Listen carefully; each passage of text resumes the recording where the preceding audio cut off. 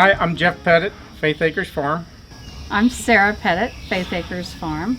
We've been in business here at Faith Acres for around 11 years. We grow produce, have fresh eggs, honey, maple syrup, value-added products, grow herbs and some flowers too. There's a reason it's called Faith Acres. Clearly, we have a strong faith. We know when we plant the seed, we don't know what's going to happen. We just have faith that something may grow. If not, we continue planting. Where the failures exist, there are always those successes too. You just never give up. Farming's tough. You take the good with the bad. You take the good with the bad, yeah. You got the weather to deal with, and that's our biggest thing, and we just have the faith that the good Lord's going to take care of it, however it's supposed to be, and that's the way it goes. Mm-hmm. We put the farm store in place here about 3 years ago. Yeah, 3 years ago. 3 years ago. We found the need out of those wanting to come to the farm to get produce, and we wanted to have a good place for them to come. We didn't want to sell it out of our basement or here it is, come to the field. We wanted a more proper location, something a little more homey and appealing, and also it provides us the ability to keep cold storage. We can crank up the air conditioner to protect our produce as we bring it in from the field.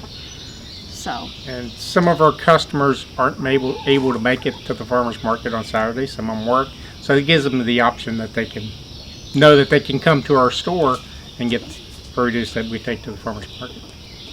Yeah, and the majority of our customers also know we're almost always here. So if they've got a dinner party they're planning or family coming over, there's no problem with them giving us a call, and we accommodate right then and there. We always pick fresh. The things that we put in the store Wednesday evening are picked that day, or occasionally farmer will go to the field when a customer's here to pick what they want. If I don't have it picked, I'll go out there and pick it while they wait. As far as our store, our open hours, I'm here. I always aim to be here. If we're not real busy, I'll be out in the field watching for cars and stuff. As people come, I'll come in here and see what they're looking for, make sure I got it in store. If I don't, I'll go pick it. As far as payments, we accept cash, check, Venmo, and credit card. Our value-added products are mostly sold here at the farm store. The hours of the farm store are Wednesdays and Fridays from 3 to 7 p.m. We also attend the Pendleton County Farmers Market May through end of October, November, each Saturday from 9 a.m. to 1 p.m. and that's where we take the majority of our produce. Our value-added products don't usually go there simply because we don't want to compete with the other vendors that are there. We feel our produce is important, and that should be the highlight of what we take to our farmers market. There are definitely challenges with living above your store, so to speak. We don't live above our store, we live on the property close by. But we opened up our farm for people to come and visit, so we took that on. Yes. We took on that challenge and we're willing to do so. We don't have a problem. You can come anytime. Yeah. See what we do. Yeah, people show up, and if we're around and available, I'll come out and greet them and see what they're after. And if I don't have it here, I'll go pick it for them. We accommodate them however we can. Yeah, you find more you give to your community, the more they give back. So there's that whole community buy-in. Another reason that we go to the farmers market. Before the store existed, of course, we started at the Pendleton County Farmers Market. So we brought ourselves to the consumer. We had to give them the opportunity to meet us and have them build confidence in what we were bringing to the table, so that they know that we're only going to bring the good stuff. And then we felt the need to expand that by adding the farm store to give more accessibility to those that couldn't make it Saturday or, again, for those spur of the moment things. Need something through the week. Mm-hmm. As far as challenges with the farm store, I would say the seasons that don't have the bountiful fresh produce. The winter seasons, people really aren't thinking about getting a fresh tomato, and because we don't have that, it does slow down the foot traffic here. But of course we try to encourage them to come to, again, buy those Christmas boxes or the gift boxes. We do let them know we do have some of the cole crops, and we'll put out on Facebook different ways they can use it, or nutritional facts, or just something to try to encourage their interest in what would be available in the off season. So that's probably our biggest challenge. You know, we are tethered to being here, you know, regardless of whether we've got one customer or 10 customers. You know, we said we'd provide the service, you know, we've dedicated ourselves to that. So we feel that we're bound to do that. You know, the items in the store, as I'd mentioned, we do some value added. The value added products are typically done as time allows, because the field crops take up so much of our time during the growing season. Like our strawberries are harvested and we'll put them in the freezer, and I'll make the jam when there's time. Tomatoes don't usually wait. We have frozen tomatoes before and made salsa, and it works well. But you want that access to the fresh peppers too. So we'll wait till the produce is available to make those products, and then we'll make them. We do, let's see, a grape jelly, blueberry. We do a peach jam. The peaches aren't grown here, but everybody likes peach jam. Blackberry, grape, and strawberry. I also do a ground cherry jalapeno jelly, which is really cool on cream cheese.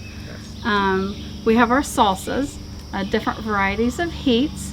The different peppers that we grow, we put in the salsas to, you know, that give that different flavor. And then we do our dill pickle, bread and butter pickles, and we're going to add some more different relishes this year.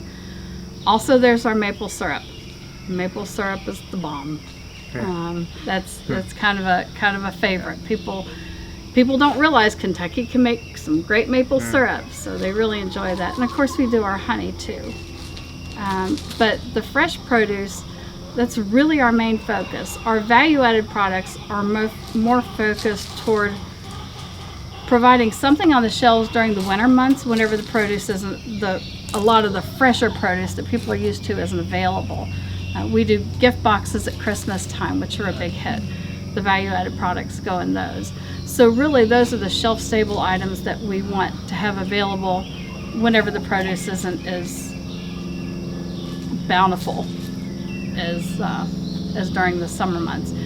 We do herbs, so I'll do dried herbs as well. I offer those as well. So what doesn't sell at the market as far as the dried herbs will be brought home dehydrated and will be put on the shelves later on in the year. As far as the fresh produce that's in here, when we go to the market, there's rarely much that comes home. So anyone that comes to the stores on Wednesday or Friday, that's fresh picked. And all of our produce will go in here. I think as far as our determining factors of the size of the store and the scalability and the location and things of that nature, I think it's pretty simple. We want it to be manageable. If it's big, you have to fill it. If it's small, you can fill it and add as needed. We like the location. As far as the aesthetics, when you come to the farm, you expect to see a farm store. You know, we want people to feel comfortable and enjoy it, and I want to see them smile when they pull up. I want to see them smile if they see something. It's a cute little farm store out here in the woods.